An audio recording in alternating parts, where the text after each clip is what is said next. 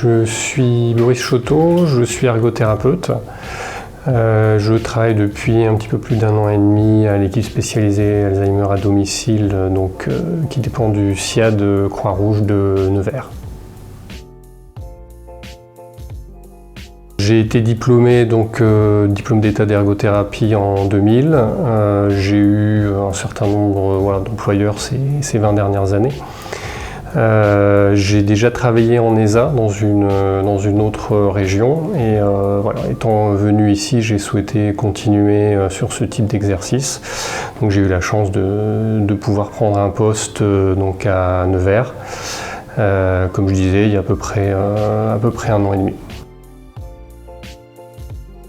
J'ai choisi ce métier parce que parmi tous les métiers paramédicaux, la particularité de l'ergothérapie, c'est que parfois on intervient alors qu'il n'y a pas forcément de récupération possible pour les gens et où l'idée est d'utiliser les capacités qu'il leur reste pour qu'elles aient quand même un maximum d'autonomie dans la vie de tous les jours. Donc que ça passe par l'utilisation de leurs capacités d'une manière un peu différente ou par l'adaptation de l'environnement. Ce qui veut dire qu'il y a toujours quelque chose qui est possible de faire pour que les personnes aient un quotidien qui soit le plus facile possible, même quand il n'y a pas de guérison possible.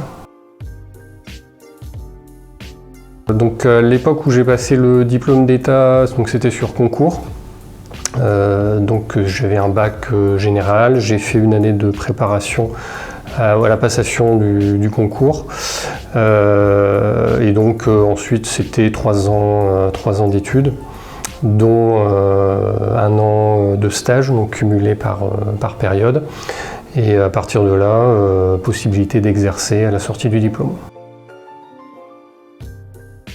Ce qui m'intéresse surtout dans ce métier, c'est le fait qu'on doive tenir en compte tous les facteurs qui concernent la personne, donc ses difficultés médicales, mais donc aussi son environnement, que ce soit son environnement matériel, son environnement familial, ce qu'elle souhaite aussi. Donc c'est vraiment très riche dans la prise d'information, dans le suivi. C'est aussi ce qui rend ce métier complexe parfois.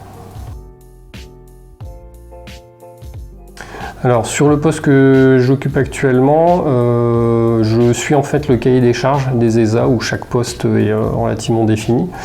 Donc mon rôle, c'est principalement d'évaluer les patients qui nous sont orientés par les médecins de façon à voir ce qui est possible de travailler avec eux. Donc il y a un bilan qui est effectué, il y a des transmissions qui sont faites à mes collègues qui vont réaliser les séances qui sont prévues dans la prescription du médecin. Et je refais également un bilan à la fin qui sera comparé au bilan de début de façon à pouvoir indiquer au médecin prescripteur si la prise en charge qu'on a proposée a pu être productive. Le cas échéant, je peux parfois faire moi-même les séances si c'est nécessaire ou si une collègue n'est pas disponible. Alors, pour un diplôme d'état d'ergothérapie, l'évolution, on va dire, la plus logique pour ceux qui le souhaitent, c'est de devenir cadre. Mais c'est plutôt quelque chose qui se fait en milieu hospitalier, de devenir cadre de santé ou cadre supérieur de santé. En ambulatoire, à moins de changer, on va dire, d'orientation, il y a relativement peu d'évolutions qui sont possibles. Après, certains ergothérapeutes deviennent aussi ergonomes ou se rapprochent plus du secteur médico-social. J'y ai travaillé pendant un temps. Mais là, on parle plus d'un changement d'orientation que vraiment d'une évolution du poste en tant que tel.